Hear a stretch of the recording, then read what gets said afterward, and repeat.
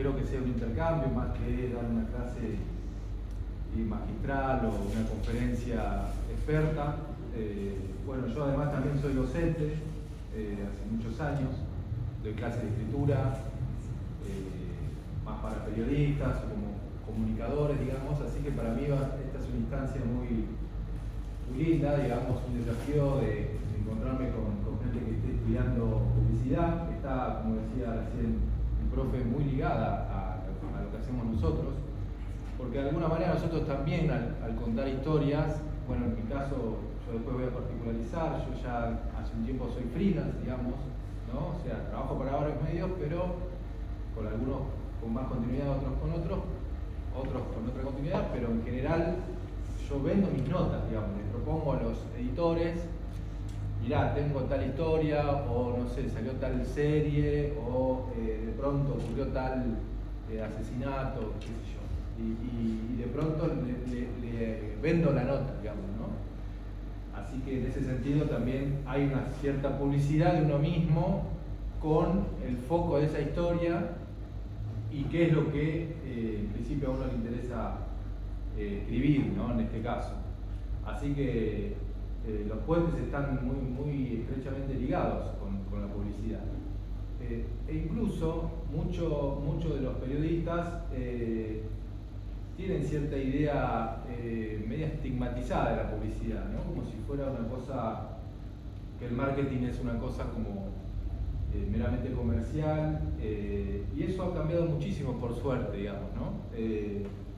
Hay enfoques mucho más interrelacionados hoy por hoy, donde la comunicación, bueno, en este caso lo que más me dedico yo, que es el periodismo, que es un oficio o una posibilidad profesional dentro de la comunicación, y lo que están estudiando ustedes, que es la publicidad, que también es dentro del área de la comunicación social, en general, un área específica profesional de eso, ¿no? Así que bueno, antes que por ahí presentarme o decir cómo es que hago mi trabajo, yo hace ya más de 20 años que ejerzo el periodismo, o sea, soy ya otra generación que ustedes, por lo que veo, un poco más viejo, con un poco más de experiencia, pero con digamos, como un aprendizaje constante sobre este oficio que va cambiando muchísimo y que ha cambiado en estos últimos años de forma muy contundente, digamos. Hoy por hoy se habla de que, por ejemplo, la inteligencia artificial, el día de mañana, como va a pasar como muchos de nuestros oficios, ¿no? Es una amenaza. Entonces uno dice, bueno, ¿cuál es la diferencia, ¿no? que podemos hacer nosotros como humanos, ¿no? En el sentido de contar las historias, ¿no? Si hay una inteligencia artificial que lo puede resolver más rápido, con un costo cero o un costo mínimo para aquellos que son los dueños de los medios, etcétera, etcétera. Y esto viene ya hace bastante tiempo como en crisis dentro del periodismo, ¿no? Como que ya por ejemplo, yo empecé en las redacciones grandes, ¿no? En los diarios grandes donde uno iba a aprender el oficio. Bueno, yo estudié acá en la Facultad de Periodismo, me licencié, después empecé como a trabajar en los medios, y de pronto eso empezó como a colapsar, digamos, ¿no? El hecho de formarse en las redacciones, cada vez los diarios, los portales, cada vez son más de periodismo colaborativo, o sea, de menos periodistas en la redacción, sino más bien periodistas afuera. Así que eso va mutando muchísimo, digamos. Por lo cual, digamos, hay como una suerte de renovación permanente en este caso, mi área específica de lo que yo voy a hablar, que es lo que más conozco, que es el periodismo gráfico. Y dentro del periodismo gráfico, el periodismo escrito, el periodismo más narrativo, ¿no? Que es como si fuera el periodismo más creativo, entre comillas, donde uno puede desplegar allí como herramientas de la escritura, de la narración, digamos, con otro tipo de enfoque, que si fuera la nota más chorizo, que no se firma, etcétera, etcétera. Pero antes que nada, por ahí, antes que seguir hablando, me gustaría saber qué entienden ustedes por creación en la escritura, qué tipo de periodismo es el que leen, porque eso a mí me va a dar una base de la cual poder intercambiar y contar un poco más sobre la base de lo que yo hago, ¿no? O sea, cuando uno habla de creación, por ejemplo, en la escritura, ¿qué se imaginan ustedes dentro del campo específico en el que yo me muevo, que es la no ficción, ¿no? Es decir, trabajamos sobre hechos reales, trabajamos interpretando hechos que suceden, digamos, ¿no? Donde uno no puede inventar, porque ya eso, si uno inventa, sería más del campo de la ficción, digamos, ¿no? Campo de, no sé, de un cuento, una novela, una obra de teatro, etcétera, etcétera. Y esa es otra amenaza que hoy más que nunca sigue estando en el periodismo, que son las fake news, digamos, ¿no? Donde uno ve continuamente, ¿no?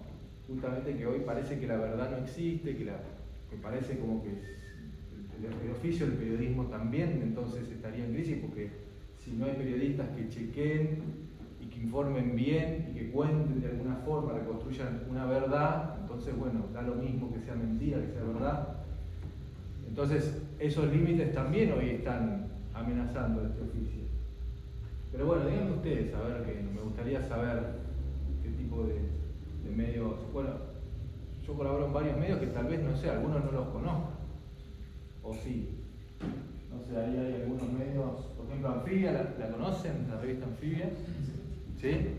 ¿La han leído?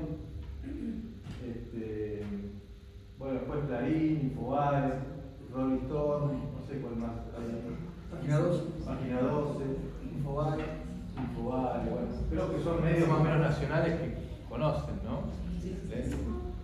¿Y qué tipo de noticias a ustedes les interesa? O sea, cuando hay una historia que los atrapa, ¿por qué los atrapa en el periodismo? Cuando se busca como llegar como a conocer algo más interno de algún, no sé, con Rolling Stone me pasa como artistas o lo que sea, una historias que son un poco por afuera de lo que ellos saben. Como que profundizan sobre la comunidad de los artistas, cosas de esas que me llama la atención. O sea, cuando vos ves que hay una nota donde hay un periodista, va al lado por ahí menos conocido, El lado B. El lado B de un artista. Hola. Como que se toma el tiempo de entrevistar y por ahí profundizar un aspecto que uno no conoce. Me da la sensación de como que estamos muy bombardeados por todo lo que es medio digital. Sí. Y todo pasa muy rápido. Sí. Twitter. Entonces como que nos quedamos muy en lo superficial de la noticia rápida, lo que sea, y ese tipo de medios, como pasa con Anfibia, como pasa con Hamilton, aunque busca un poco más eso. Bien. Un trasfondo por otro lado. Y eso cuando pasa vos te gusta, te invita a leer, digamos. Y es de lo poco periodístico que me llama la atención. ¿Y qué otro tipo de periodismo consumís? No, después periodismo muy poco. Por eso es como lo poco que me llama la atención. O sea, porque uno sabe que hay distintos tipos de periodismo, como también hay distintos tipos de publicidad, me imagino, ¿no? No es todo lineal ni hay un campo específico de la publicidad donde todo está metido ahí. En el periodismo pasa lo mismo. En el periodismo hay distintos tipos de periodismo,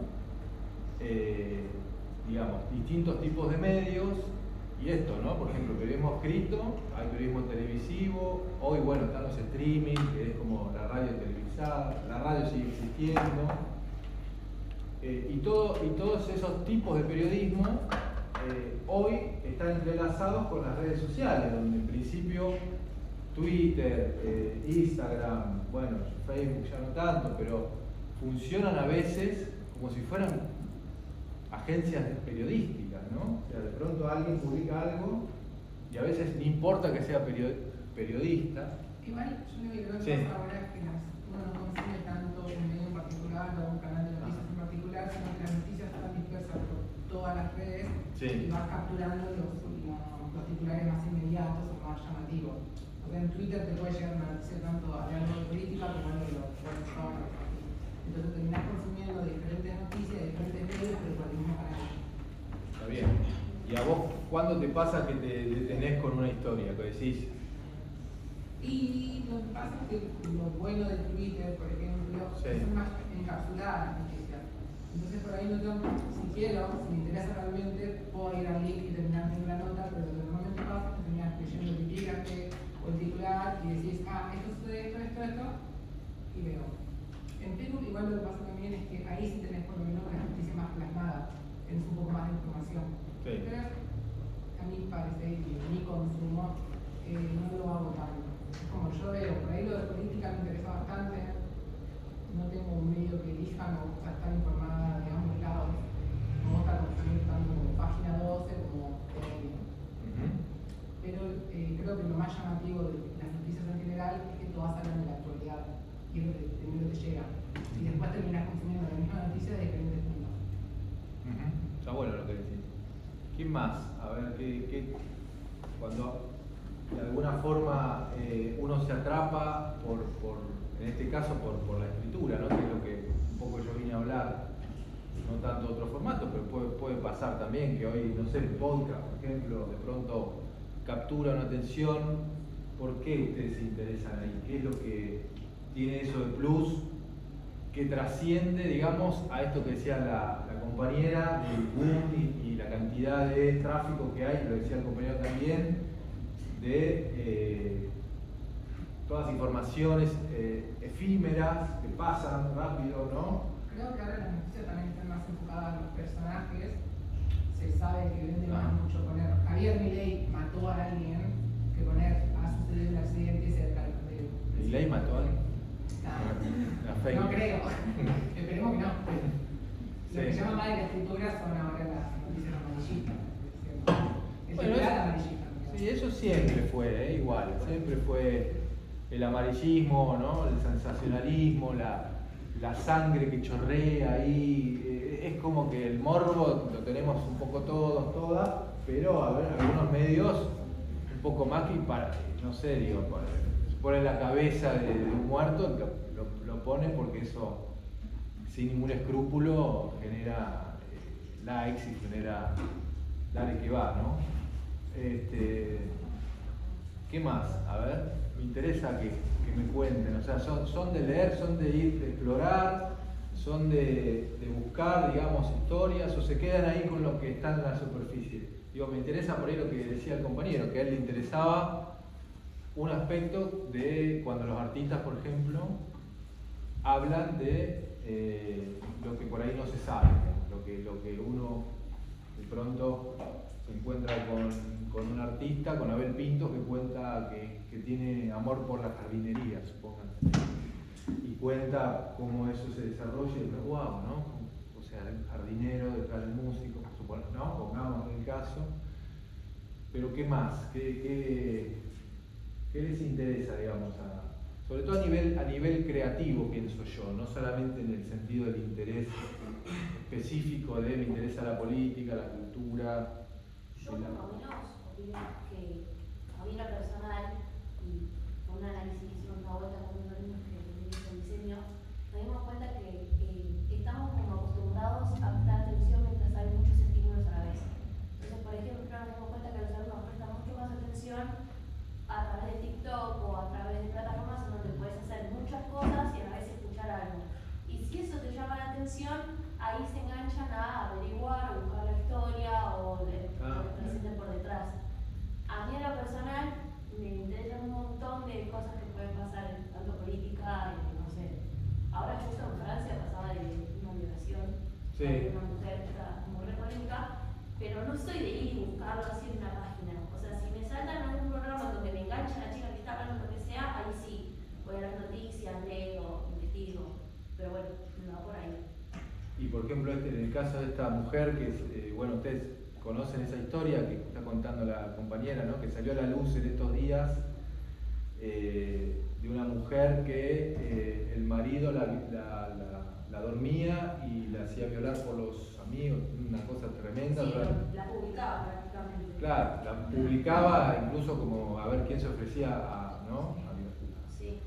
Violarla durante años aparte, ¿no? Y en la cuna de la civilización, Francia, ¿no? En la cuna de la civilización, de la filosofía, y digo, ocurría eso a la luz del día, y esa fue una noticia que tuvo como un impacto, sigue me parece que está el juicio, ¿no? Sí, recién ahora. Claro, arrancó el juicio, entonces yo vi que circuló mucho esa historia, ¿no? Bueno, ¿qué pasa con eso? ¿Cómo nos afecta, ¿no? Porque en ese caso también uno sabe que está teniendo una gran responsabilidad sobre lo que hace. Creo que ustedes también, como futuros publicistas, digamos, seguramente también, más allá que venden un producto, también tienen una responsabilidad sobre eso. Es un oficio social que tiene un impacto social, digamos, no es que estamos haciendo un mueble, ¿no? Carpintero solo en mi casa y se lo vendo a un cliente, obviamente también eso es una responsabilidad, pero lo nuestro es como que tiene como toda una cosa de efecto político, social, cultural, muy grande, ¿no? O sea, entonces a uno a veces lo indigna ver cómo un periodista no chequea la fuente y publica cualquier cosa, porque el daño es muy grande. El daño es muy grande. Entonces, también está esta cuestión de el impacto de esas noticias cuando uno las consume y las lee. ¿Qué actitud crítica tiene ante eso? Me parece que eso es muy importante, ¿no? Como el ejercicio crítico de poder discriminar. Bueno, me bombardean de todos lados. Bueno, yo paro la pelota un poco para respirar un poco y discriminar, ¿no? A ver qué pasa acá, qué pasa allá. Porque a veces es tal la vorágine que uno no tiene ni tiempo de respirar. O sea, de pronto es esta noticia, mañana va a ser lo que está pasando en Venezuela, traspasado va a ser la marcha nueva de los jubilados y al otro día va a ser la discusión en el Senado y todo pasa como volando y son miles y miles de acontecimientos que uno no tiene tiempo ni siquiera de asimilarlos, procesarlos, pensar y ejercer como una lectura crítica de eso, ¿no? Es decir, bueno, parece como que todo es lo mismo. Sí. No, lo que se suele mucho, más que nada en Instagram. Yo miro mucho noticias en Instagram. Sí. Y de ahí entro a la página. Ah, mira. Y lo que sucede mucho es que quizás la persona que lo maneja en Instagram no es la misma claramente que lo nota. Sí. Entonces es como que hay mucha falta de información entre cosas, terminar leyendo algo que no es lo que está y como esa información. A mí lo que me pasa, que soy community manager de un estudio de abogados, es que ellos me brindan un titular sobre la noticia que quieren mostrar. Y ahí me pasan varios links. Y a mí me gusta mucho ver, sobre todo en la escritura, cómo dos medios muestran la misma noticia de diferentes maneras. Por ejemplo, hace poco se habló de que Milei no iba a subir el bono de los jubilados. Y un medio mostraba como que Javier Milei, a pesar de toda la inflación, no subía el bono de los jubilados, y el otro decía, por suerte se mantiene el bono de los jubilados. Este mes los jubilados van a cobrar de nuevo el bono. Claro. Y me sucede bastante que tengo que, para filtrar la información, tengo que ver con varios medios y sacarle un más objetivo. Pero es muy gracioso de comparar cómo distintos medios usan la misma noticia con diferentes escrituras para generar diferentes impactos. Está muy bien eso. Bueno, a ver, lo que decía la compañera antes, es cierto, a mí me pasa cuando escribo una nota y veo que después se vende fruta, como se quiere decir, ¿no? En los titulares de redes sociales yo a veces me indigno y digo, no, pero no era, o sea, estás diciendo algo que mi nota, bueno, mi nota empieza desde que está la firma, a ver, voy acá, como si, ahí está mi firma, entonces ya abajo, acá empieza mi trabajo, digamos, por así decirlo, ¿no? Todo lo demás, esto lo pone un editor, la bajada lo pone un editor y uno ya lo ve publicado, en general no tiene.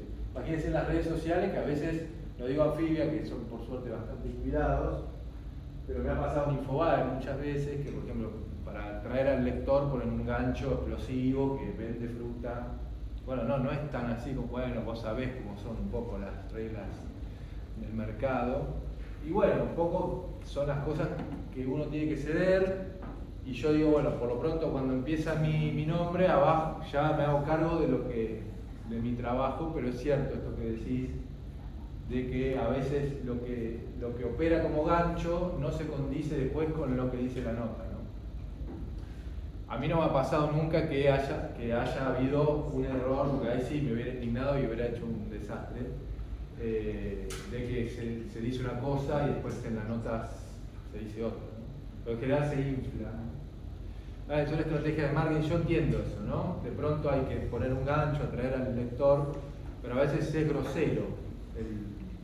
Y lo que pasa es que muchas veces los community managers, no digo que sea el caso de la compañera, o la gente que labora en redes está tan explotado, que ni lee la nota, que no se toma el tiempo de leer la nota, entonces ve dos cositas, qué sé yo, y tira fruta, y después viene otra nota, y todo es como parte de lo mismo. Y se termina como una cosa media maquinal, que es tremendo, ¿no? Como eso, para automatismo puro. Recién lo que decía la compañera respecto a ver, ella usó dos palabras muy importantes en la creación de la escritura y de este tipo de periodismo y de todo el periodismo, incluso de la publicidad. Ella dijo objetividad y dijo interpretación. ¿Ustedes creen que los medios son objetivos? ¿Por qué no son objetivos los medios?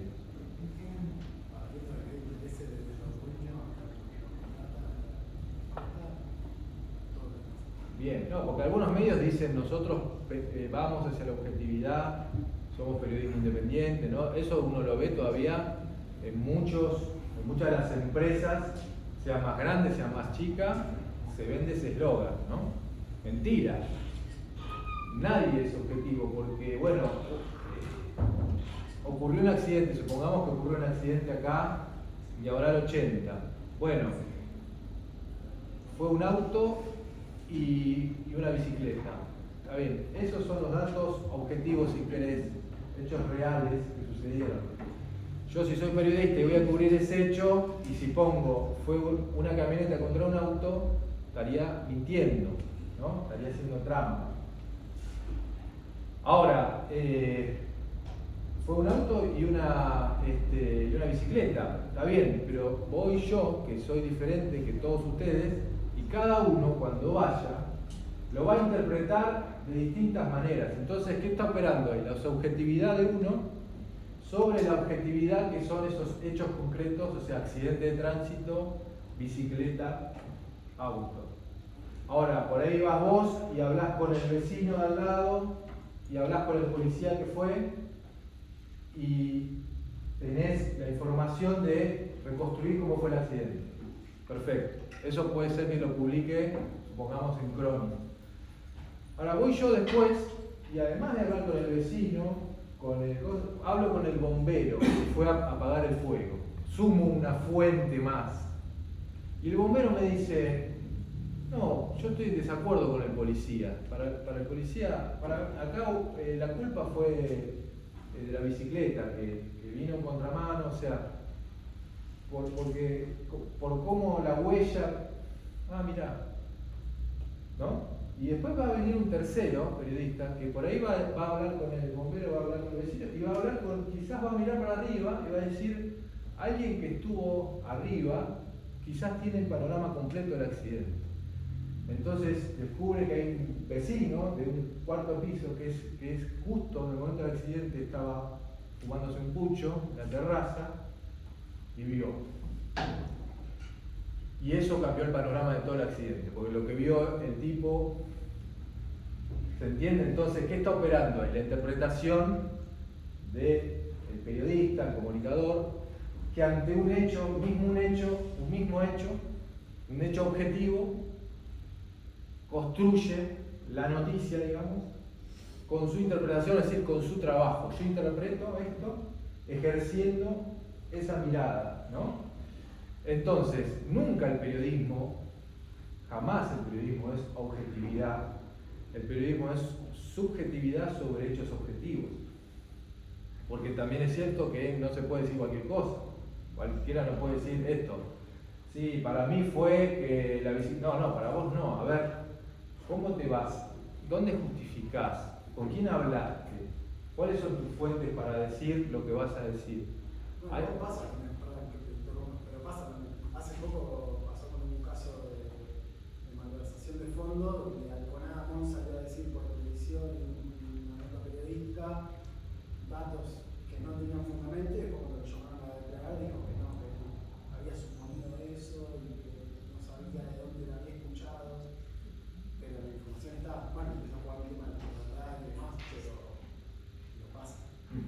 sí, por supuesto que pasa. Y lo que me parece es que tenemos que tener las antenas abiertas como consumidores, y en este caso ustedes como estudiantes del terreno de la comunicación, donde operan todos estos discursos, tener un ejercicio crítico para diferenciar. Bueno, mismo hecho está bueno verlo como lo cubrió Página 12, La Nación, Clarín, supongamos, ¿no? 3 distintos medios sobre ese hecho, supongamos. Entonces cada uno va a tener una interpretación distinta, porque hay intereses en juego, porque les importa reflejar más esto y no lo otro, ¿no? ¿Qué pasa en el caso de nosotros como periodistas, ¿no? En mi caso, que yo trabajo más libre, por así decir, no pertenezco a un medio específico, sino que puedo publicar en Clarín, en Página 12, en La Nación, y me respetan, digamos, lo que yo escribo. No fue un camino de un momento para otro.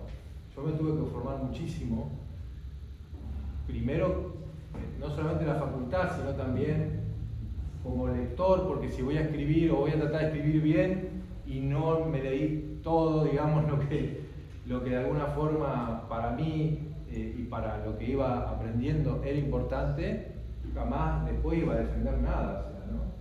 Está muy en boga el freelance como una cosa liberadora y demás, y no es tan fácil, digamos, llegar ahí, y hasta incluso también es difícil porque también no es un oficio tan bien pago el periodismo por el trabajo que uno le dedica.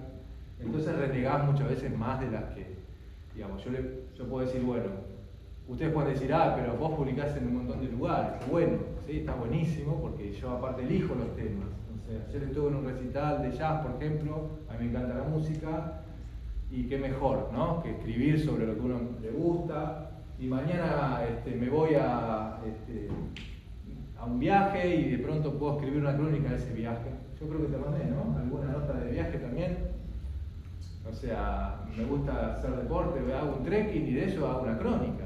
El periodismo me persigue para todos lados, y para mí qué mejor que escribir lo que voy haciendo y demás. Entonces, yo lo que me fui dando cuenta que en todo esto que ustedes dicen, de la cantidad de fake news, informaciones rápidas, volátiles, que pasan y nadie se tiene, lo fui comprobando y lo sigo comprobando, y por algo también yo tengo un montón de laburo, es que falta trabajo calificado, que los medios hoy buscan trabajo calificado. ¿Qué es trabajo calificado? Alguien que se formó, que apostó a formarse en una facultad, en una universidad, y que no tiene un título para exhibirlo o para colgarlo en la pared, sino que fue a la calle, sino que fue a hacer experiencias. La dimensión de la experiencia es muy importante. ¿Qué quiero decir con experiencia? No solamente el trabajo que hicieron ustedes para determinado lugar, la experiencia en sentido amplio, ¿no? Me fui a un lugar, me inventé un laburo, se lo vendía a alguien. Todo eso en el tiempo va construyendo un perfil de cada uno en relación a lo que quieren hacer, y eso después para un medio es un valor agregado. Porque si a mí me mandan hoy, no sé, supongamos, a cubrir un accidente, el editor que a mí me manda ya sabe las notas que yo tengo escritas, mejores, peores, qué sé yo. Pero, ¿se entiende? Entonces dice, este tipo se va a quedar hasta las 4 de la mañana ahí, aunque le paguemos 2 mangos, porque ama su profesión. Y porque además de que ama su profesión, lo va a querer hacer bien. No le importa si se tiene que quedar más tiempo y tiene que esperar a un policía que está de guardia y que va a salir, y ese policía es importante lo que le va a decir para terminar de cerrar la nota. Y ese trabajo calificado, que tal vez acá en Argentina no se pague como corresponda, pero es el plus que hace que uno pueda tener una continuidad en lo que uno hace. No es por arte de magia, ¿no? No es por arte de magia. Y ahí es donde está volcada todos los nutrientes de la creación, ¿no? ¿Cuáles son los nutrientes de la creación? Si tenemos que pensar así como elementos que uno pueda diferenciar. ¿Qué creen ustedes? ¿Qué sería lo importante? Sí, la creación o la creatividad. Sí, la creatividad, la creación, como le quieras llamar.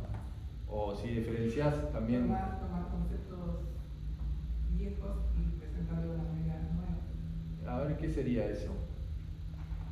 Está bueno, conceptos viejos y darles conocidos y darles como una impronta nueva, ayornada a los tiempos que corren. Pero, ¿qué sería? A ver, como para bajarlo a la cosa más práctica.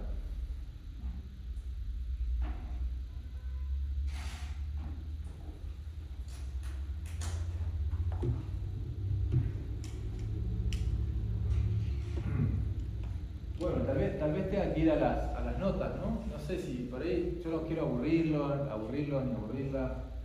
Quiero que participen, que me digan, me pregunten, digo, no sé, dudas, cosas que tengan, que les guste, que no les guste lo que estamos hablando, ¿no? ¿Qué les parece? No sé, digo, ¿qué les interesaría más saber a ustedes también? ¿Qué les importaría más? No, a mí me pasa mucho de que hay cuestiones que por ahí me interesan, pero según el tono en como la cuente alguien, es si me atraviesa o no. Ajá, está bueno eso. La otra vez me pasó, me balconaba mucho lo dije porque lo conocí al chabón hace poco. Sí. Y me interesó un libro que sacó que se llama La Cacería de Hierro. Y.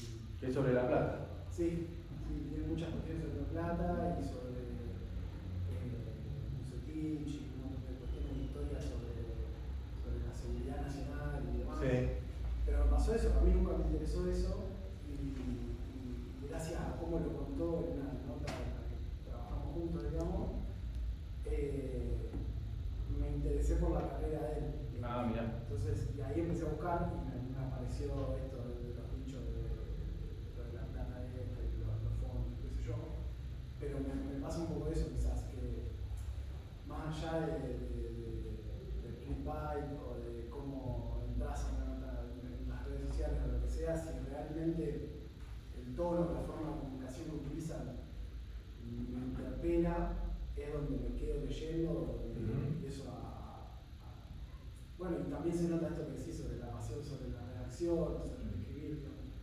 Es como que creo que eso es lo interesante de buscar el estilo creativo para poder escribir algo, desarrollar una idea. Bueno, otra palabra clave ahí dijo el compañero, ¿no?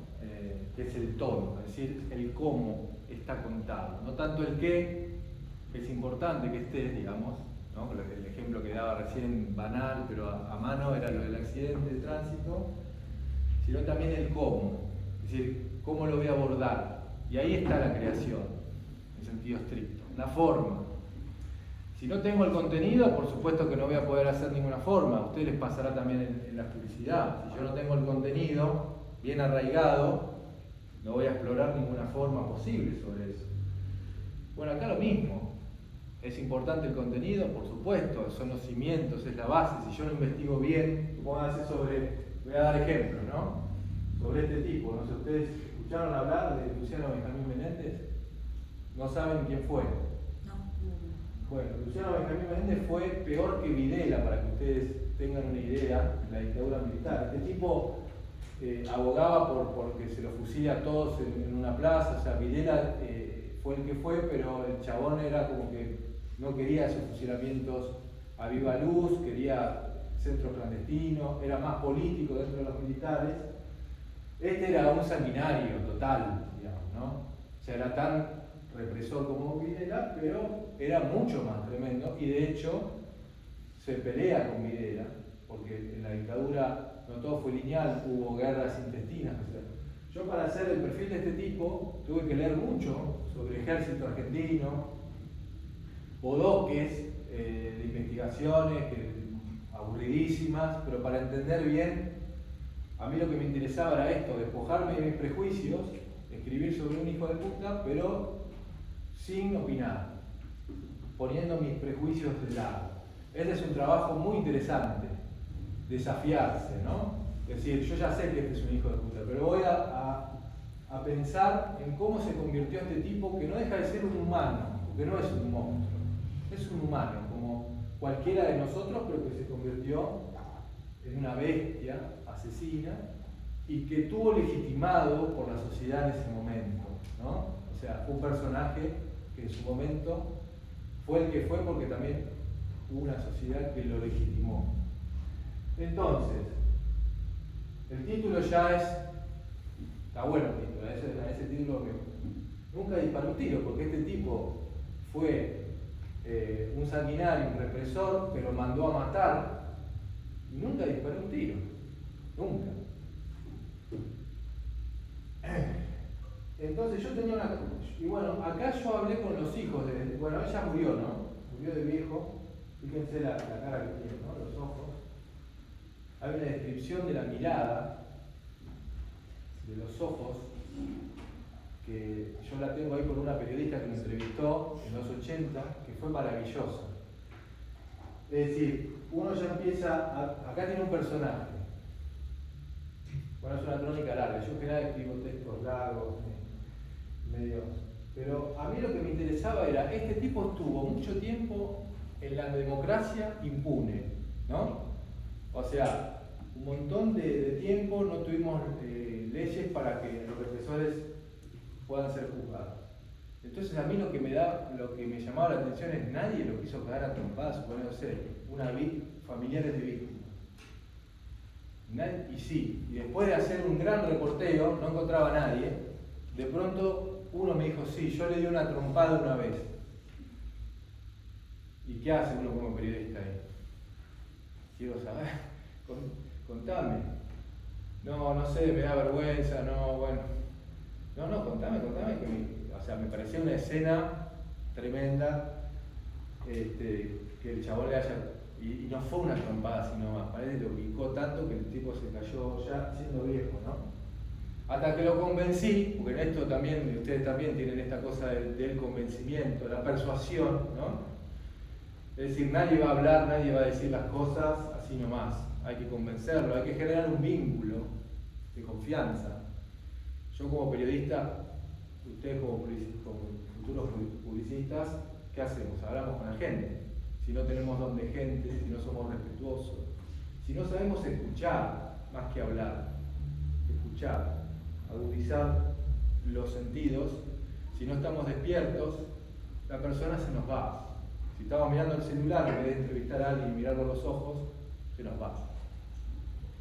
No le interesa, porque va a decir, vos no te interesa nada, entonces ¿qué te voy a contar?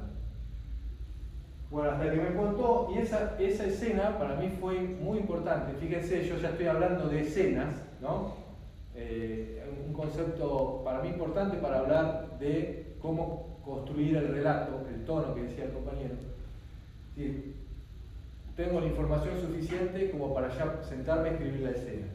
Y a mí me pareció importante arrancar con esa escena, la de la trompada, ¿no? ¿Se las leo?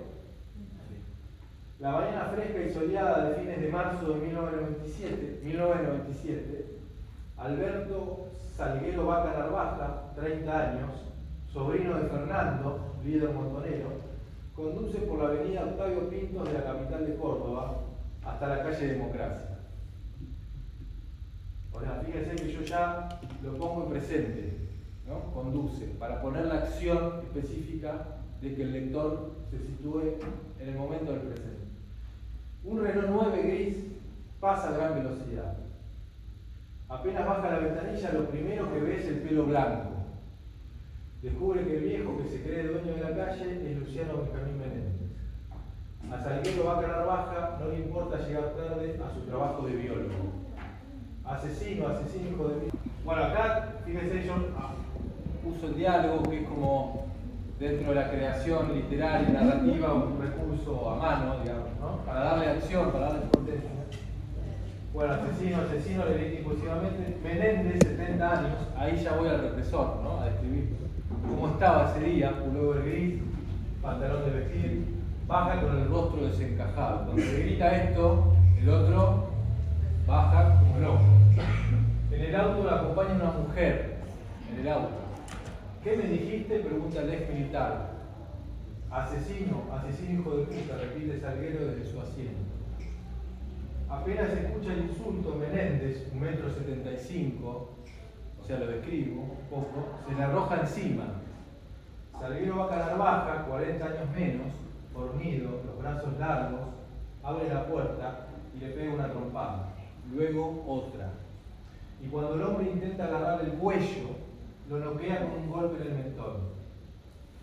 El septuagenario trastabilla y dos trabajadores de una verdulería cercana lo ayudan a subir a su auto. Menéndez huye pasando semáforos en rojo. Vaca Narvaja lo persigue unas cuadras. Después llama a su padre. Repasaron las veces que su familia lloró la desaparición del abuelo Miguel Hugo, el fusilamiento de su padrino Huguito, el padre del actual juez federal de Córdoba, y el exilio en México. Luego basta una comisaría. En los 90, hay un contexto, Menéndez seguía siendo un hombre poderoso. Los hijos, la agrupación Hijos, pintaban, acá vive un genocida en las paredes, pero los vecinos las tapaban. En su casa del barrio Bajo Palermo había una garita con 3 custodios. La policía no lo dejaba solo, parecía intocable. Y sin embargo, nunca nadie le había dado semejante paliza. Ni en la época de la lucha contra la subversión, comillas, en los 70, cuando se jactaba de los objetivos de guerra eliminados, escritos en rojo en su lista personal como los Vaca Narvaja, Mario Santucho y René Salamanca. Entre 1975 y 1979, cuando era jefe del tercer cuerpo de ejército, Menéndez nunca disparó un tiro. En 1984 fue acusado por 3.000 casos de torturas, secuestros y privaciones ilegítimas de libertad, así como la existencia de los campos clandestinos de detención de La Perla y la Ribera en Córdoba, dos de los más activos en todo el país. 20 años después, la justicia argentina sumó infinidad de pruebas y lo condenó 10 veces a cadena perpetua por genocidio. Pero Menéndez está en otra cosa. Y ahí voy para terminar esa escena, parece que siguiera con las botas puestas, dice Facundo Trota, fiscal del megajuicio por lesa humanidad de La Perla en Córdoba, donde a veces Menéndez se levanta y deambula por la sala y vuelve a su asiento. Los jueces lo miran de soslayo, sabiendo que de un momento a otro cerrará los ojos. Sentado en el banquillo, aislado del resto, el general se prepara, bosteza y entrelaza las manos sobre las rodillas. Y acá después, el diálogo donde yo hablo con Luciano Benjamín Menéndez. 1 de octubre de 2015, 15:30, voy directo al punto. Hora, lugar. Hora, año, mes. Hola, sí, ¿qué tal? Hablo con Luciano Benjamín, digo yo. Sí, ¿quién habla? O sea, yo estoy hablando con una... Mucho gusto, soy periodista de Buenos Aires y quisiera saber si me interrumpe. Le agradezco el llamado, por el que estoy preso no hablo con la prensa. Está bien, comprendo, le digo yo. Quería saber cómo estaba de salud. Sé que tuvo bronquitis la semana pasada, ese dato lo tenía, y no pude ir al juicio. Ah, sí, mejor. Me reincorporé a mis actividades normalmente. Lo está cuidando su hijo Juan Martín, ese dato también lo tenía. Mire, no se moleste, pero no le voy a decir nada, perdón, vuelvo. La voz flemática de Luciano Benjamín Menéndez, desde la calle Ilolay del barrio Bajo Palermo, donde cumple prisión domiciliaria desde 3 años, se fue apagando lentamente. Hace 3 años también murió su esposa, Edith Angélica Vargas, 38 años de casados y 7 hijos. Ese día no fue al entierro, prefirió llorar a solas en su chalet. Bueno, este es el comienzo de un perfil largo, ¿no? Esto se llama perfil, es decir, un personaje lo abordo como si fuera un perfil, ¿no? Mi mirada sobre el personaje. Y todo esto que ustedes ven escrito acá llevó mucha investigación, esto que decía el profe, de las historias dentro de la historia. Uno va descubriendo con investigación. Y no hay ningún dato inventado. El periodismo no inventa, eso es la ficción. El periodismo trabaja, como decimos antes, la descripción, la puesta en escena, como si fuera un cuento, pero sobre hechos que pasaron, y todo esto está chequeado, no hay nada inventado por mí. Las calles, cómo era Menéndez, las circunstancias de cómo fue la trompada. O sea, yo hablé con este tipo que le dio la trompada y hablé también, voy a hacerlo un cachito. Sí, cerró cachitos. O al menos así interno.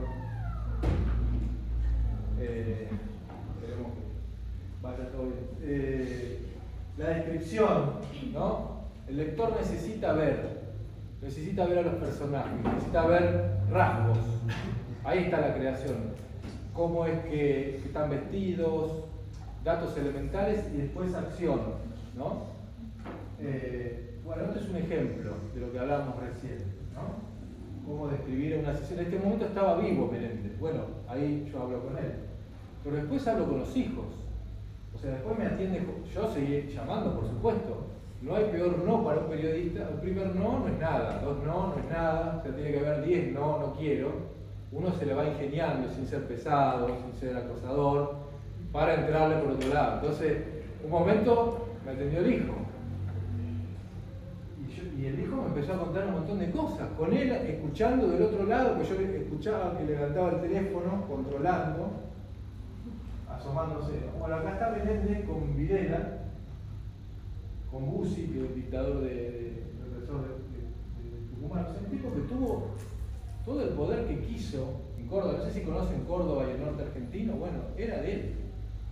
Perdón, si vos habías levantado la mano y creo que un compañero allá. Sí, no, yo tenía 2 consultas. Una sobre la cuestión del material fotográfico, si era una elección tuya de la editorial o cómo hacía el mix de eso, tipo, para poder contar tu historia pero reflejada en imágenes de quién, o de dónde salían o cómo las elegían. Y por otro lado, me repito un poco la pregunta con respecto a los datos, porque me llamó la atención sobre, en el comienzo, cuando dices sobre la calle Democracia, me parece un dato relevante para justo, el sí. tema que la calle. Sí, existe, esa existe. Y A ver. la escena transita sobre esa calle, o sea. Tal cual, sí, yo se me hizo como que era un poco ficticio. No, es así, y a mí me pasó lo mismo cuando me lo contó, cuando yo reconstruí las calles, qué sé yo ahí quería tener una precisión de tener el plano de Córdoba, más allá de que yo no soy ni cordobés ni nada, pero situarme ahí, las calles y todo, cuando existe esa calle y fue ahí donde sucedió, es muy increíble, ¿no? Pero bueno, son esas cosas increíbles que ocurren en la realidad y que hacen que uno diga que a veces la realidad es más fuerte que la ficción, muchas veces, ¿no? Bueno, esta foto es emblemática, esta foto Menéndez acá también en los 90, creo que fue a un programa de televisión y afuera lo estaban escrachando, creo que los de hijos, y el tipo, fíjense, saca un cuchillo, ¿qué? O sea, era un... Tiempo nuevo. Creo que Tiempo Nuevo, salía de Tiempo Nuevo. De Tiempo Nuevo. Los hermanos, el gobernador de Malvinas. Exactamente. El hermano Mario Menéndez fue el que estuvo como gobernador de Malvinas en ese tiempo en el cual Malvinas se tomó, ¿no? Pero fíjense la fuerza que tiene esta foto, la expresividad, ¿no? Sí, yo en general cuando vos entregás el texto, con los editores vas viendo las escenas y qué material de archivo hay y vas seleccionando ahí con los fotógrafos. Por ejemplo, hay una acá que está en el juicio con Videla también al lado, fíjense, ¿no? Otra con Videla, o sea, el tema de estar ahí con Videla cerca también era importante porque él en su momento lo enfrentó a Videla. Como decía recién, incluso tuvo en cana, que los propios militares por su versión a él lo pusieron en cana. Bueno, acá también está en el juicio, cuando estaba ahí en Córdoba. ¿Y cómo se me ocurrió a mí escribir sobre este tipo? Porque yo en ese momento trabajaba en una agencia de noticias de periodismo judicial y cubría muchos juicios de lesa humanidad y iba mucho a Córdoba. En Córdoba en ese momento estaban los juicios por La Perla, que es un centro clandestino tan importante como la ESMA acá en Buenos Aires. Y de ir tanto en la semana, fui acumulando, yo cubría los juicios, lo que pasaba en las audiencias, pero fui acumulando mucha información sobre Menéndez. Y no veía que había ningún perfil interesante sobre el tipo. Yo tengo tanta data, me gusta escribir, me gusta pensar los personajes, me gusta pensar la creación en la escritura, me animo al tipo. Ahora, sobre el tipo, tomando un poco lo que decía allá el compañero, ya había un montón de cosas que se habían dicho y que se habían investigado. Mi desafío era agregar nuevas capas a eso, porque también está, la creación es, miro lo que ya hay, haciendo un archivo mirando el archivo de lo que hay en Internet, porque en Internet no está todo, eso es mentira. En Internet supuestamente está todo, pero uno después lo tiene que mirar, lo tiene que seleccionar, y para eso somos profesionales, para eso tenemos trabajo calificado. No lo puede mirar cualquiera así nomás. Nosotros lo vamos a mirar de una forma creativa, ese archivo. Mirar eso creativamente para seleccionar y después agregar alguna capa de sentido a lo que ya hay. Y acá el plus fue hablar con los hijos. Porque los hijos nunca habían hablado. Y no solo que hablé con el que lo estaba cuidando en la casa, sino con otro más que era peor que Menéndez, incluso los hijos lo defendieron.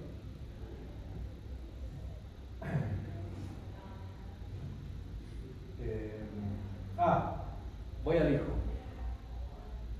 Una tarde cualquiera, a fines de octubre de 2015, Juan Martín Menéndez está contento. También voy al presente. Talleres de Córdoba, ¿no? Del que también es hincha su padre, ascendió a la segunda división del fútbol argentino. Ese otro estaba en la B, fíjese, Talleres hoy está muy bien en primera, y acá había ascendido a la B. No sé si son futboleros. Me gustaría salir a festejar con él, pero no lo dejan. Me está hablando el hijo. Lo siguen tratando como un criminal, dice por teléfono. Los hijos nunca quisieron dar entrevistas personales, como yo. Se ríe nervioso. Los amigos lo cargaban por el apellido. O sea, él como hijo también sufrió. Porque un hijo de represor también carga un apellido. Y eso después me llevó a otra historia, no sé si se las mandé, pero que me gustaría hablar. Bueno, pero cierta vez su padre... Llegó marchaste con... Sí, ese lo...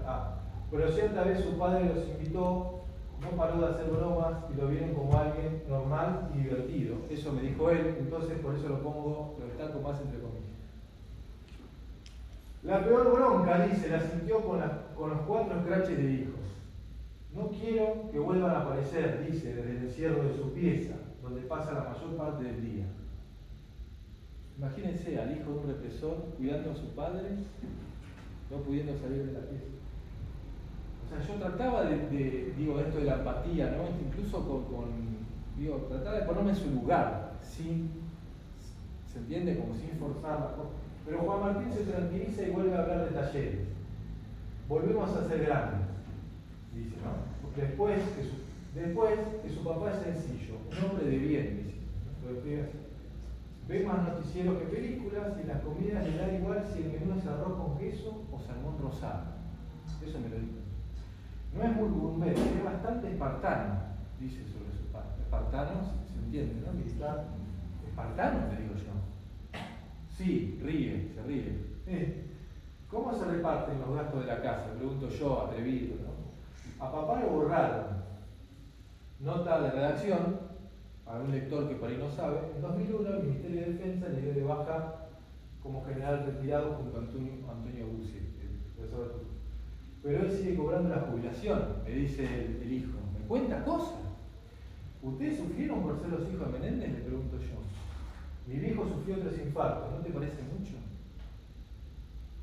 Entonces, y ahí empiezo a contar cosas que fui investigando del hijo, como una causa que encontré en Córdoba, por ejemplo. ¿No? Fui al archivo de tribunales, puse Menéndez, o sea, ahí está la creación también. Uno va investigando y va sumando cosas. Si a uno le importa tener más detalle, hay muchos periodistas vagos que quedan hasta ahí y dicen, listo, yo a mí me pagaron por esto, yo no quiero más, listo, por esto, ¿no? O no sé, vagos, o que no les interesa.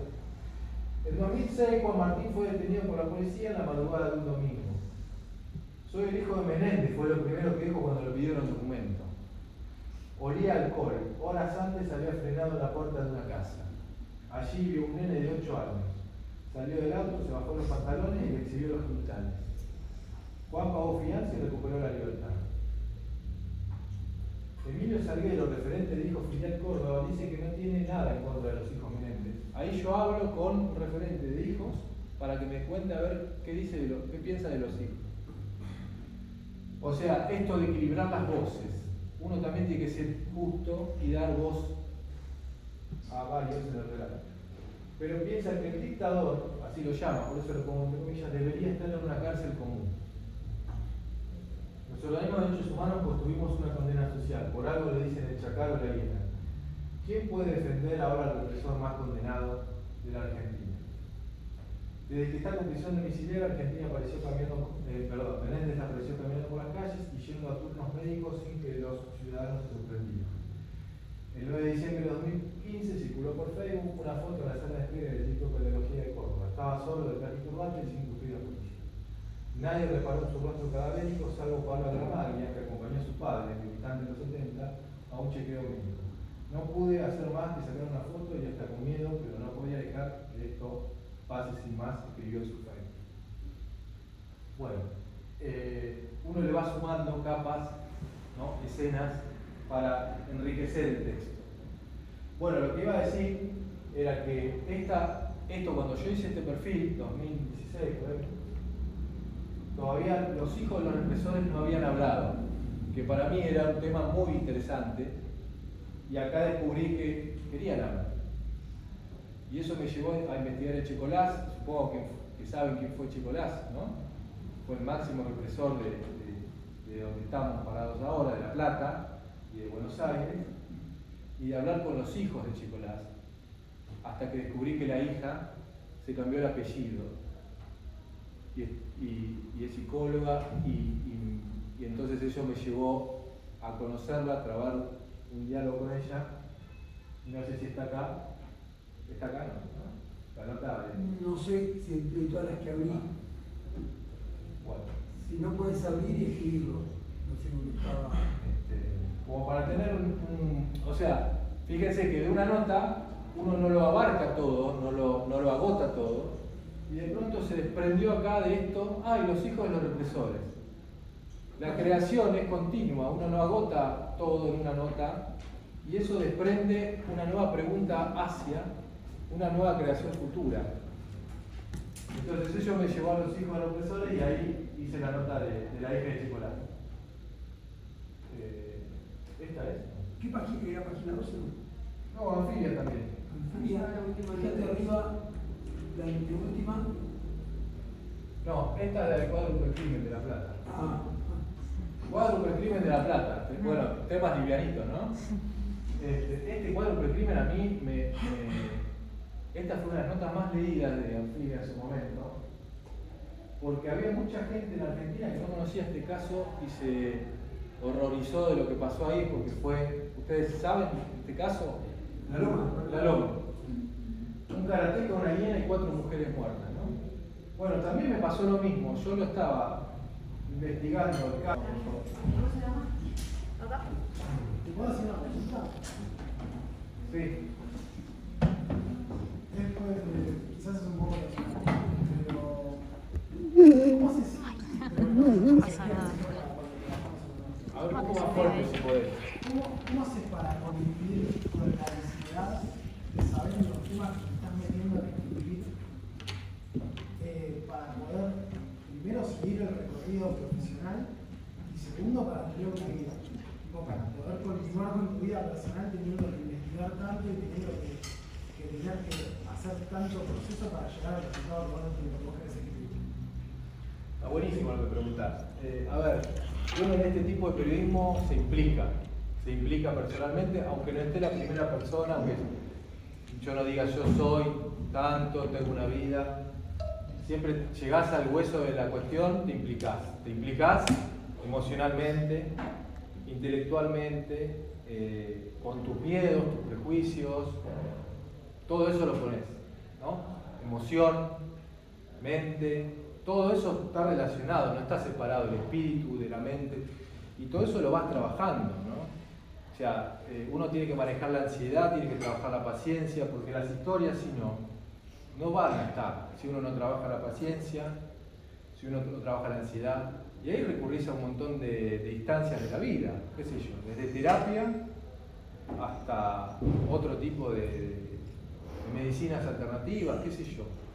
Porque uno siempre está en lo que escribe, ¿no? Aunque sea algo horroroso que te convoca a escribir. A mí este caso me horrorizó el grado de violencia desmedida que hubo y que yo sentía que tenía que incluso contar el caso porque al karateca, que fue uno de los primeros que se lo imputó, la justicia había cometido una injusticia muy grande, digamos, porque fue un falso culpable, ¿no? El karateca se creyó que era él y en realidad no fue él. Fue la Guiena Quiroga, el albañil que trabajaba para... Entonces también sentía como una responsabilidad de decir, acá el periodismo fue muy brutal en la condena social frente a un tipo y acá realmente se demostró que ocurrió otra cosa. Y yo también completé la investigación para demostrar eso. Bueno, yo voy a firmar esa nota y voy a contar qué pasó bien en el caso, ¿no? Y ahí vos te implicás. ¿Cómo trabajás la paciencia? Bueno, con la investigación. O sea, poniendo la energía ahí, renunciás a otras cosas, más vale, porque va a haber fin de semana que te vas a perder cumpleaños y cosas. O sea, renunciás cosas, siempre renunciás, no podés seguir la vida como si nada. Porque si no, es como que viste, de pronto pasa todo volando y nadie importa. Entonces, si a vos te importa esto, le vas a dedicar el tiempo extra que requiere, porque no es que tampoco, o sea, yo estoy contando eso, yo tenía que cubrir este caso, me iba a mi casa y listo, mi trabajo se terminó. Ahora, hay una pulsión mía, que es la escritura, la creación, que me lleva a quedarme más tiempo. Y ese tiempo que vos te quedás, que hablas con la gente, que vas al lugar, yo fui miles de veces al lugar donde ocurrió, miles de veces, a ver cómo, pero pará, no me cerraba una cosa, ¿entendés? Terminás como con una obsesión linda, digamos, por así decirlo, ¿no? Que te toma un poco el tema, vos sos tomado por el tema y después ya está, esto termina. Porque lo peor que puedes hacer es que esto eternamente esté como un loop y vos nunca lo terminás. Pero para mí esto terminó. Yo ya la publiqué, yo ya pasé a, no sé, el submarino a la San Juan. Y mañana va a ser Ignacio Montoya Carlotto, el nieto de Estela, que me contó un montón de cosas que no se le había contado a nadie. Y que fíjense cómo empieza este perfil, por ejemplo, de Ignacio Montoya Carlotto. Un año enfermo. Todo empezó con puntadas en el estómago, reflujos, acidez, diarrea. Después gripe, anginas, gastroenteritis. Varias veces amaneció con un hilo de voz casi sin poder hablar. Tuvo cefaleas y hasta infección en la uña de una mano. Contracturas en el cuello, en la espalda, días tirado en la cama, inmóvil. Cuando supuestamente de él se estaba diciendo que estaba re feliz porque había encontrado su identidad, ¿no? Entonces yo ya al lector lo sumerjo en un estado de malestar. Y el lector, si se atrapa, va a decir, ¿por qué? ¿Qué le está pasando? ¿No? Fui a hablar con él varias veces, me encontré, digo, también te implicás con el otro. Tenés una responsabilidad, como decía yo. No es que el otro te va a contar la historia así nomás. ¿Quién sos vos? Yo le puedo mostrar la nota que le hice a alguien que voy a entrevistar. ¿Y después qué? Si vos no tenés comprensión de la escucha del otro, esa historia no la vas a poder dominar. Si vos no tenés sensibilidad y te pones en el lugar del otro, aunque sea el hijo de aunque sea un represor, aunque sea por eso digo, fíjense qué desafiante que es el trabajo, porque a veces contamos cosas que que están en las antípodas de lo que uno piensa o lo que uno siente. Para mí igual nada, se terminó, ¿no? Estela de Carlotto. Se terminó esta nota y chao, se terminó. Paso a otro tema, ¿no? Acá donde más me impliqué quizás, porque acá en esta crónica, Tragedia en los Andes, crónica de un viaje al límite, y con el final menos esperado, 20 turistas se lanzan a cruzar a pie la cordillera de Mendoza hacia Chile, hasta que un hecho fuera de cualquier cálculo los obliga a replantearse todo. Acá yo estuve, o sea, yo fui a cruzar a pie la cordillera desde Mendoza hacia Chile, no sé si conocen ese tramo histórico de San Martín, y esta señora de ahí falleció al 6.º día, o sea, son 8 días caminando en la montaña. Estaba bien, hasta ahí estaba bien, y de pronto se desplomó. Y nosotros tuvimos que volver. ¿no? El cuerpo quedó ahí, después vino un helicóptero, nos quedó un día para cruzar la cordillera. Y con el amigo que yo fui, con Laureano, que también es periodista, volvimos y dijimos, no podemos no escribir esta crónica. Y hablamos con otros compañeros y reconstruimos el hecho, ¿no? Bueno, acá hay unas ilustraciones. Esta fue la Rolling Stone, ¿no? Un texto que también tuvo un montón de lecturas. Uno tiene que confiar en lo que hace también, digo, ¿no? Porque a veces a mí me pasa bueno, yo no soy tan redes sociales, yo apuesto como a otra cosa y confío en eso. Y hay un montón de lectores. Uno dice, van todos a lo inmediato, Ustedes también creo que tienen que confiar en que si el producto está bien hecho, si tiene corazón, alma y tiene buen laburo, va a llegar a los lectores. Tarde o temprano va a llegar. Y ustedes tienen que estar con esa tranquilidad. Este texto también es larguísimo. Vamos recorriendo un poco el día a día.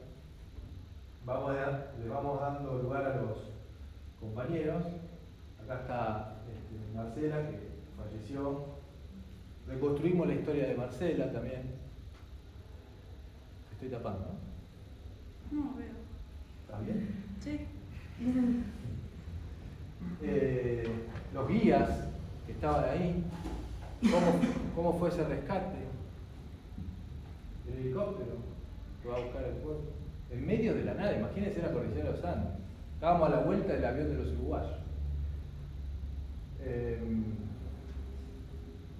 Y bueno, fíjense, ¿no? También con estructuras narrativas, es decir, diálogos. Y vos decías recién, ¿no? ¿Hasta qué punto es una creación literaria, es decir, una ficción, y hasta qué punto el pacto en el que uno se maneja, el periodismo, es la no ficción? Yo acá no puedo inventar nada. Recreo, interpreto sobre la base de lo que voy hablando con la gente, de lo que observo. Porque ¿cuáles son nuestras herramientas en definitiva? ¿Qué nos va a diferenciar de la inteligencia artificial el día de mañana? ¿Qué nos va a diferenciar? La emoción, el sentimiento, la elaboración del pensamiento, porque la inteligencia artificial falla también, ¿no? Falla. Lo que te da resuelto, buenísimo, muchas veces hay que traducirlo, no se entiende. ¿Vos estás en contra de la inteligencia? No estoy en contra, para nada. Me parece que hay incluso algunas aplicaciones que son muy útiles para nuestro oficio. Lo que digo es hasta qué punto nos va a alcanzar la inteligencia artificial y nos va a eliminar a nosotros como humanos, ¿no? Me va a eliminar a mí como periodista, lo va a eliminar a ustedes como publicistas. Es decir, mañana va a venir un dueño de un medio y va a decir, me sale más barato comprar una aplicación que contratar a 10 publicistas o a 10 periodistas. Pero ¿cuál es la diferencia? La inteligencia artificial no hace preguntas, todavía. No hace las preguntas. O sea, nosotros como periodistas, como publicistas, hacemos preguntas. Nos preguntamos cosas. No nos cierra lo que nos pueden contar en primer lugar. Vamos descubriendo, explorando qué es lo que pasa. Entonces, bueno, acá estoy yo con mi compañero. En medio de la nada. Entonces digo, ¿qué nos puede diferenciar? O sea, ¿para qué me voy a apurar yo? ¿Para qué me voy a apurar si ya veo que... O sea, ¿para qué apurar los tiempos de procesos que son más complejos? Cuando uno quiere interpretar o escribir un texto que tiene más tiempo, más elaboración, que va a pasar por relecturas, ¿no? ¿Para qué apurar? ¿Qué sentido tiene? Si el sentido justamente es pensar, agarrar los elementos, unirlos, darles una sensibilidad a todo eso, darle una sensibilidad. Bueno, me parece que hay que pensar en eso. ¿Cómo se juega la creación? ¿Es todo instantáneo? ¿Es todo hacia los palos? Bueno, también hay otro tiempo de la creación y de la elaboración que no tiene que ver simplemente con tirar un tuit rápido. Que eso también es una habilidad, no digo que no. También es una habilidad que se resuelva inmediatamente algo y que uno lo pueda hacer bien. Pero también hay otros tiempos para otras cosas. No tiene que ser todo una cosa rápida e instantánea. Bueno, el submarino era San Juan, ¿conocen? Sí. Bueno, acá yo llegué a la final de un premio muy prestigioso que es el premio García Márquez con esta crónica, que también fue lo mismo. Yo venía cubriendo en un diario lo que iba pasando en las causas de Lara San Juan, que son varias, y me di cuenta que tenía también un material importante, y se lo propuse a La Copardo, que es una de las mejores revistas, a mi juicio, de Latinoamérica, mexicana, y que aparte pagan muy bien, digamos, pagan dólares, y eso es muy importante, porque bueno, es un trabajo importante que uno hace de investigación, de escritura, y a veces no está coordinado. Y bueno, ¿qué hice yo acá? Empecé a hablar con los familiares y empecé a componer como el relato desde ahí, desde la voz de los familiares. Y empiezo. Él no tenía ninguna ganas de morir. Él no se habría subido de saber que el submarino iba a hundirse.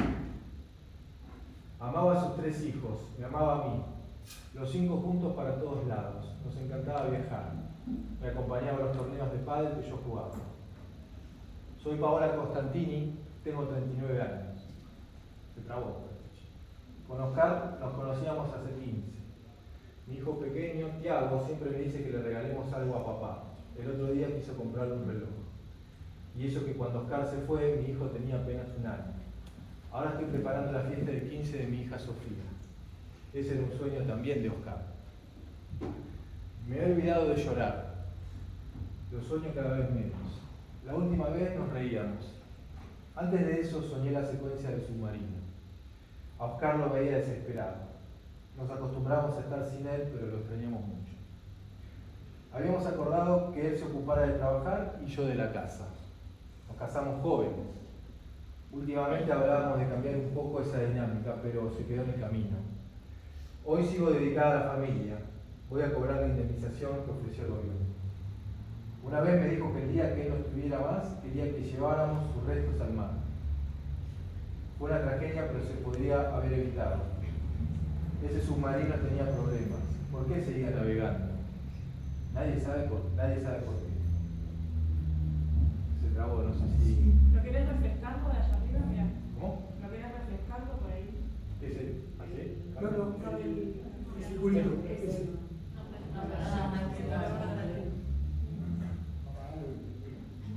Bueno, fíjense qué operación hago acá narrativa es darle voz, lo pongo en primera persona como si fuera Paola, que en este momento está hablando. O sea, yo hablé con Paola, la entrevisté varias veces en su casa, Paola me habló. Todos los familiares de Lara San Juan siguen muy quebrados, todos llorando. ¿Qué hacer cuando alguien llora? ¿No? ¿Cómo sostener el testimonio del otro? Respetando ese silencio, tratando de acompañar. Y la persona sigue hablando, si quiere seguir hablando, si no. Si uno le crea una circunstancia agradable, en general esa persona se queda, digamos, permanece y cuenta lo que quiere contar, ¿no? Uno no está para forzar el testimonio de nadie. Paola me fue contando varias cosas de Oscar, su marido, que fue una de las víctimas de Lara San Juan. Ahora, ante todo eso, selecciono, porque no todo sirve, no todo era motivo de que quedara en el texto, y me pareció dejar lo que a mi juicio era la parte más íntima, familiar, de cómo una sobreviviente sigue con el recuerdo de él, ¿no? Por momentos lo sueña, por momentos no, nos acostumbramos a vivir sin él, pero él sigue estando acá. Todo ese duelo que sigue haciéndose. Entonces, esta es una estrategia narrativa que tiene que ver con la creación. Acá no hay nada inventado tampoco. Todo esto es Paola y yo construyendo como narrador, porque uno tiene una mirada y construye como narrador lo que me dijo Paola. Lo que me dijo Paola quedó un 10%. ¿Se entiende? Entonces, uno trabaja siempre, lo que queda es lo que también separa y no queda. O sea, a usted le va a pasar con la publicidad. Lo que quede de marca, de spot, queda después de mucho trabajo. Es como lo que quedó más elaborado, lo que a usted le pareció más creativo, más significativo. Y por ahí viene otro y dice, no, pero tendría que haber, seguramente. Sí, por ahí otro, yo le doy el crudo de la entrevista a Paola, Y va a decir, no pusiste lo del peluche. Y por ahí sí, tenés razón, qué sé yo. Seguramente para otra persona va a ser más importante. Bueno, no sé. Acá había otras notas más de diverso tipo. Infobae, bueno, acá en 221 yo también colaboro. Creo que había una ahí de la subida a un cerro.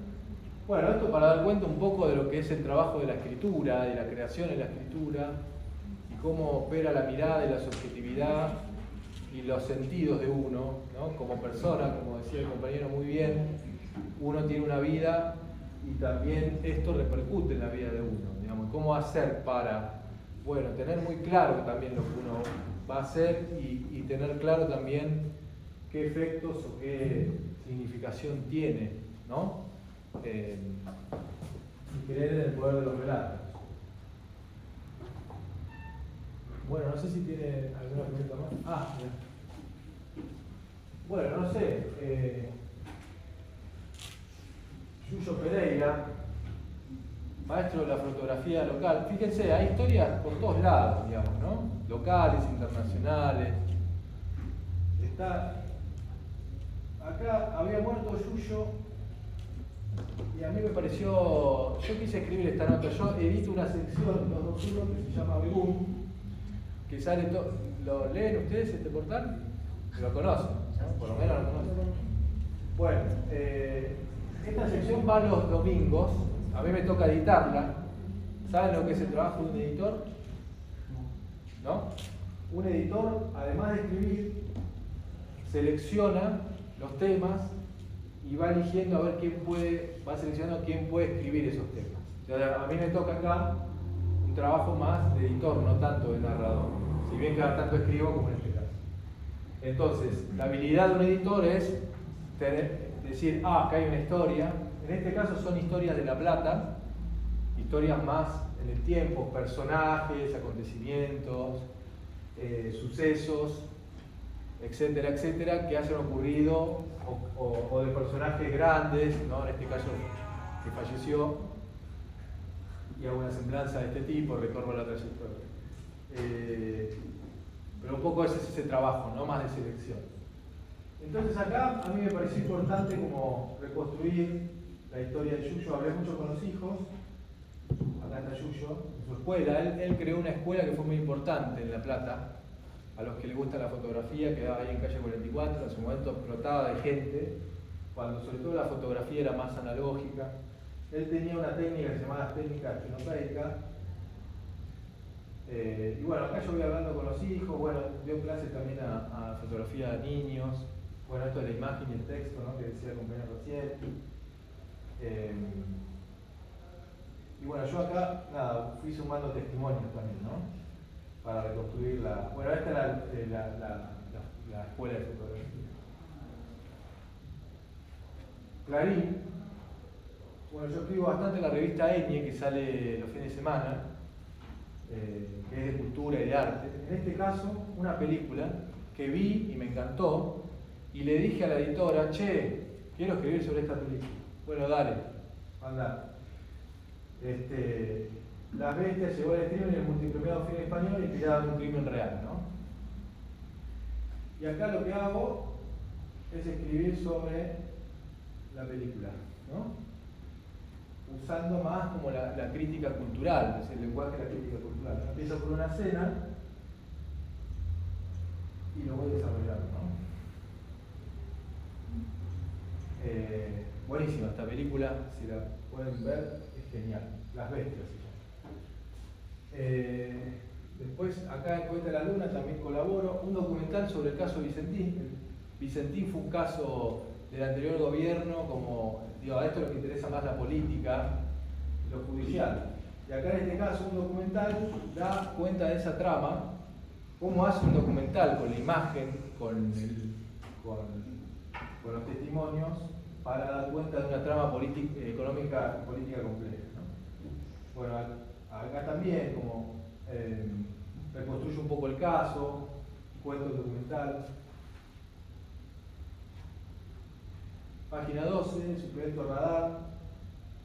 una historia entrañable, ¿no? Porque no todos son crímenes sangrientos y macabros. A mí me encanta la música y me encantan entonces todos los que trabajan con la música, entre otros los sonidistas, que en su momento tuvieron también, ¿no? Porque también hay que salir del puro presente, ¿no? En el periodismo y en la creación hay que ir hacia atrás, trabajar la memoria y reconstruir historias que no tienen tanto tiempo tampoco, pues si uno se va a la densidad de la historia que haya ocurrido hace 20 años no es nada en la dimensión de la historia, ¿no? Para nosotros por ahí sí pasó tiempo, 20 años, pero para, digamos, la historia no. Entonces, este tipo grabó con todo el mundo en su momento. Y tiene un archivo, o sea, el chabón fanático de grabar.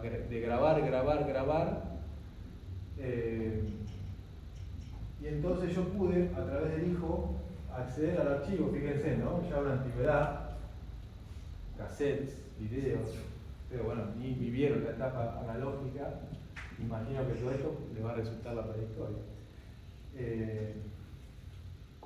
Y cuento la historia, ¿no? Acá del sonidista, acá me sirvió mucho hablar con el hijo me dio entrada a los archivos, me confió porque vio que yo me interesaba y me confió porque sabía que yo le iba a dar ese plus a la historia, a atesorarla, a darle el tiempo. Bueno, el tipo este grabó discos muy emblemáticos para ciertos géneros. Bill Evans es como un gran pianista de jazz. Bueno, Bill Evans. Acá está el tipo, Carlitos Melero. Invisible, el Flaco Spinetta.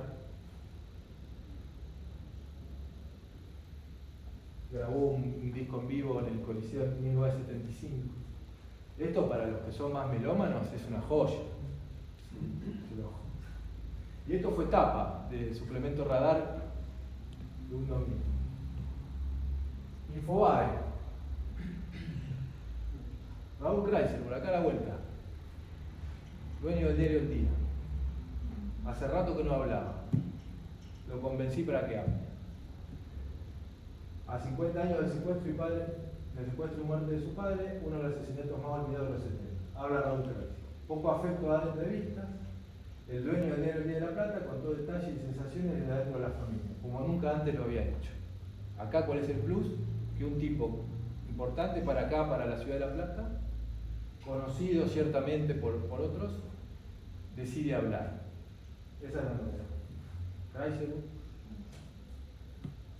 Y fíjense cómo empieza.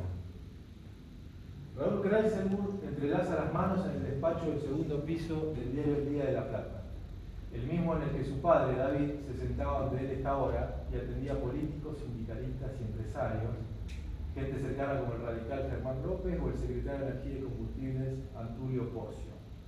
Apenas entra al cómodo y amplio cuarto, una añeja fragancia. Fíjense, las crónicas huelen también, ¿no? Esto de la sensibilidad, de captar no solo lo que me dice el entrevistado, sino también lo que sucede alrededor, de la atmósfera. Una añeja Francia roble y café envuelve el ambiente. Uy,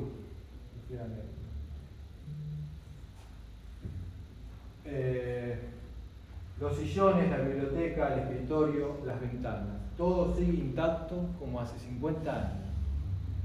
Cuando un día secuestraron a quien entonces era el dueño del diario más importante de la provincia de Buenos Aires, y todo en la vida de la familia cambió vertiginosamente. Raúl tiene 80 años, y en aquel momento, con apenas 30, hijo mayor de una descendencia de inmigrantes ucranianos, con un abuelo colchonero que se arraigó en la por entonces pujante ciudad de Berisso, debió tomar las riendas del negocio periodístico. Y fíjense lo que me dice. Nunca pude hacer el duelo de mi viejo. Suelta, con cierta timidez, la voz ronca por el cigarrillo, los ojos celestes penetrantes en un aire ausente, lo describo, las manos arrugadas y gruesas apoyadas entre papeles sueltos del escritorio. Es un miércoles de julio de 2024, de frío polar, y desde el balcón, entre las frenadas estridentes de los colectivos que conectan una de las diagonales principales de La Plata, la que está acá, la ciudad anochece lánguidamente, ¿no? Me permite una descripción poco más poética. Había que seguir, dice él, había que seguir, no se podía parar. ¿No lo pudo llorar?, le pregunto yo, como sorprendido. Hay que animarse, ¿no? Cuando uno tiene... Recién ahora tengo ataques de llanto, me dice él, a sus 80 años. El padre murió a sus 50. Recién ahora en la vejez. Levanta la mirada, traga saliva. Ustedes se imaginan ya, ¿no? La escena. Un tipo ahí, tragando saliva. Aprieta insistentemente el botoncito de su fina lapicera. Taca, taca, taca, taca, taca, ¿no? Nervios. Una descripción hacia una acción. Describo lo que está haciendo, sin inventar nada, porque lo estaba haciendo, para describir que está nervioso. ¿Está nervioso por qué? ¿Por lo que está diciendo? ¿Porque lo habla ante un periodista después de mucho tiempo? No lo sabemos. Está nervioso. Y acá está. Yo estaba acá. Un poderoso en su intimidad. Y después se cumplen 50 años del asesinato a quemarropa de David Chrysler, el padre. Entonces yo de ahí voy al asesinato del padre. Pero recién, después de ubicar al personaje en acción. Tal vez otro periodista que no le interesa mucho la escritura, o la creación más narrativa, o lo que fuera, o prioriza la información cruda y dura por sobre cualquier cosa, empezaría acá. ¿La foto la sacaste vos? No, la sacó un compañero fotógrafo. Empezaría acá. Y no está mal tampoco, es correcto. Se cumplen 50 años el asesinato de quemarropa de Chrysler, ocurrió el 17. Pero a esto, ¿qué le faltaría? Le faltaría sustancia, nervio, le faltaría humanidad, le faltaría color. Si yo lo entrevisté al tipo, no estoy haciendo una reconstrucción simplemente del caso. Estoy entrevistando, en persona, mano a mano, en esa intimidad de la charla que se genera en una entrevista. ¿Se entiende la diferencia? Digo, está correcto esto, está bien, pero le falta sangre, no sé cómo es. Entonces, no es que esto es zaraza o inventado. Esto es tratar de capturar al lector desde el nervio de la creación, desde el nervio de la escritura. Después hay quienes se enganchan y quienes no. Esta nota, que también es larga, fue una de las más leídas ese día en Infobae. Y en Infobae hay basura de cualquier cosa, lo que venga que no sé, así fue como se murió el perro que cayó desde el piso 14 y son 3 párrafos. Esa fue la más leída, pero también tiene este tipo de notas más largas. Entonces, a mí me interesan este tipo más largas, este tipo de notas más largas. Yo sé que me pueden contratar por esto, porque el editor sabe que yo tengo un perfil que le puedo escribir esta nota. Que me puedo tomar el tiempo, primero para conseguir la entrevista. Eso ya es un logro. Conseguir que alguien te hable. No es así nomás. Después hacerla y después escribirla. Entonces, cuando el editor la vea en su mail, va a decir, me imaginaba que podía empezar por ahí, porque ya conozco que por mí le va a tratar de encontrar la vuelta. Será mejor, será peor, no sé, pero tiene una impronta personal. Y creo que ustedes lo que no tienen que renunciar en la creación es a la impronta personal. La impronta personal que requiere esa elaboración de la creación y donde ustedes estén inmersos en eso. Digamos, que no sea algo mecánico, automático, que ustedes estén ajenos. Cuando ustedes lo sienten, cuando fluye en la sangre de la creación, es distinto. Hay otra cosa. Ustedes se van a apasionar y se lo puedo asegurar. Y confiando en que eso va a llegar. Y cuando a mí me escribió Agat, el dueño del medio, me dijo, te felicito, fue una nota más leída. Joya, buenísimo, me encanta. O sea, no es que yo no quiero que no se lean las notas, para algo las hacer. Pero no escribí pensando en que tuviera el efecto de inmediato de que... Y creo que también pasa con muchos productos, que uno no está enseguida buscando, como... entonces tienen que confiar en la creación que hacen, sea la que hagan, porque ese trabajo es lo que va a marcar el plus de diferencial respecto a cómo lo haga otra persona, no sé. Sí. ¿Cómo hacer los registros para después volcar en una nota tuya?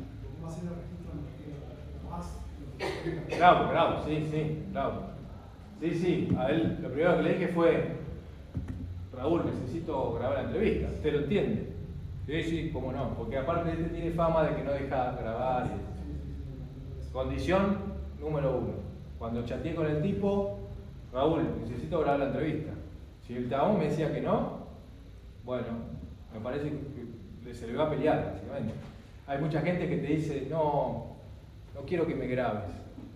Mira, te tengo que grabar, porque no solo es la prueba de que hablamos, sino que también para mí, yo imagínate que si voy tomando nota mientras vos hablas, es una locura. No solo que la memoria falla, sino que vos no prestás atención al entorno, a nada, todo, viste, es una cosa de loco. Y para recrear las imágenes visuales, tomás nota de las cosas que vas viendo en el momento. Sí. Bueno, ahí tenemos también una cosa muy importante que a veces se pierde en las pantallas y todo eso, que es la observación. La observación, una cosa es ver y otra cosa es mirar. Acá estamos viendo todo.